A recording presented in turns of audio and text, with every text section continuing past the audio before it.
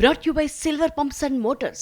Top quality और consistent performance के लिए सिर्फ सिल्वर पंप्स नाम याद रखना. రాష్ట్రాభివృద్ధిపై మహానాడులో చర్చిస్తామంటున్నారు మంత్రి పార్థసారథి. లోకేష్కు పార్టీ పగ్గాలు అప్పగించడంపై కూడా వేచి చూడాల్సిందే అంటున్నారు. చంద్రబాబు తర్వాత లోకేషే మా నాయకుడు అని చెప్తున్నారు పార్థసారథి. అణగారిన వర్గాలకు మేలు చేసేలా మహానాడులో చర్చ ఉంటుందని, మహానాడుకు వచ్చే వారికి అన్ని సౌకర్యాలు కల్పించామంటున్నారు పార్థసారథి.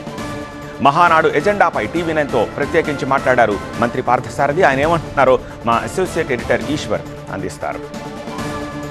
మహానాడు కోసం రాష్ట్రం నుంచి టీడీపీ శ్రేణులు అన్నీ కడపకి చేరుకున్నాయి. అన్ని ప్రస్తుతం రాష్ట్రంలోని రహదారులన్నీ కడప అయిపోయి ఉన్నాయి. సార్, పెద్ద ఎత్తున పెద్ద పండుగ జరగబోతుంది. రెగ్యులర్ పండుగలకు అదనంగా టీడీపీ శ్రేణులకి ఇది ఒక పెద్ద పండుగ. సో ఎట్లాంటి వాతావరణం ఇక్కడ క్రియేట్ అయింది? రాష్ట్ర వ్యాప్తంగా కూడా చాలా ఉత్సాహం కార్యకర్తలు కానీ సామాన్య ప్రజానీకంలో కూడా చాలా ఎక్కువ కనపడుతూ ఉంది. ఊహించిన దానికంటే కూడా ఎక్కువ హాజరవుతారని చెప్పేసి మేము భావిస్తూ ఉన్నాం. ఎందుకంటే తెలుగు తమ్ముళ్ళకి ఇది ఒక పెద్ద పండుగ. తర్వాత పండుగ అనటమే కాకుండా చిన్న కన్ఫ్యూజన్, ఫ్లాట్ కొనాలా సైట్ కొనాలా? కన్ఫ్యూజన్ ఎందుకు? ఒక రియల్ ఎస్టేట్ ఎక్స్పర్ట్ తో మాట్లాడు. ఎలా? బాస్ వాలా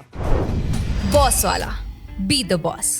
పండుగతో పాటు రాష్ట్రం భవిష్యత్తు కోసం కానివ్వండి, ఈ రాష్ట్రంలో ఎస్సీ ఎస్టీ బీసీ మైనారిటీ రైతులు వీళ్ళందరి కోసం, వీరందరి ఉన్నతి కోసం చర్చలు జరుగుతాయి, విధానపరమైన చర్చలు జరుగుతాయి.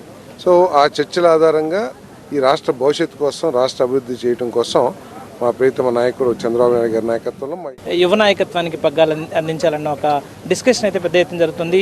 అన్ని నియోజకవర్గాల నుంచి కూడా అట్లాంటి తీర్మానాలు, అట్లాంటి డిమాండ్లు వినిపిస్తున్నాయి. దీన్ని ఎట్లా చూస్తుంది సార్? ఏదైనా రేపు ఇంకొక 24 అవర్స్ లేదా 12 అవర్స్ ఉంటే మీరు అన్ని చూస్తారు కదా లైవ్లో.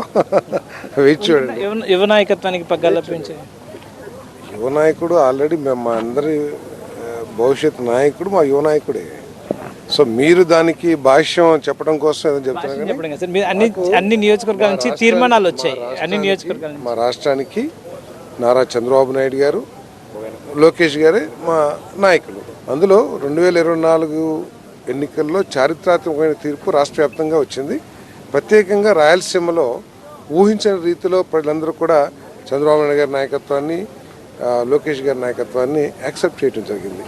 సో బహుశా దాన్ని దృష్టిలో పెట్టుకుని మరి కొంత వెనుకబడిన ప్రాంతంగా గుర్తింపబడ్డ రాయలసీమ దృష్టిలో పెట్టుకుని కానివ్వండి, లేకపోతే రాయలసీమ నాయకుడు కోరిక మేరకు కానివ్వండి ఇక్కడ పెట్టారు. ప్రత్యేకంగా చూడాల్సిన కార్యకర్తల పండుగనే కాకుండా అన్ని సామాజిక వర్గాల అభ్యున్నతికి సంబంధించి విధానపరమైన నిర్ణయాలు తీసుకునే పండుగ కూడా చెప్పదలుచుకున్నారు. తప్పకుండా రాష్ట్ర భవిష్యత్తును నిర్దేశించే చర్చలన్నీ కూడా ఇక్కడ రేపు జరగబోతాయి.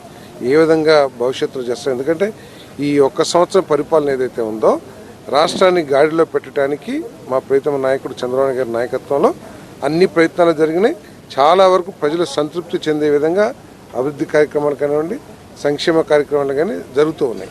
ఏదైతే విజన్ 2047 ఉందో ఆ దిశలో ఏ విధంగా ఈ రాష్ట్రం ముందుకు తీసుకెళ్తామో అవన్నీ కూడా చర్చలు జరుగుతాయి. ప్రత్యేకంగా ఎస్సీ ఎస్టీ బీసీ మైనార్టీ రైతులు మహిళలు వీళ్ళందరి కోసం ప్రత్యేకంగా కూడా చర్చలు జరుగుతాయని చెప్పేసి భావిస్తాను.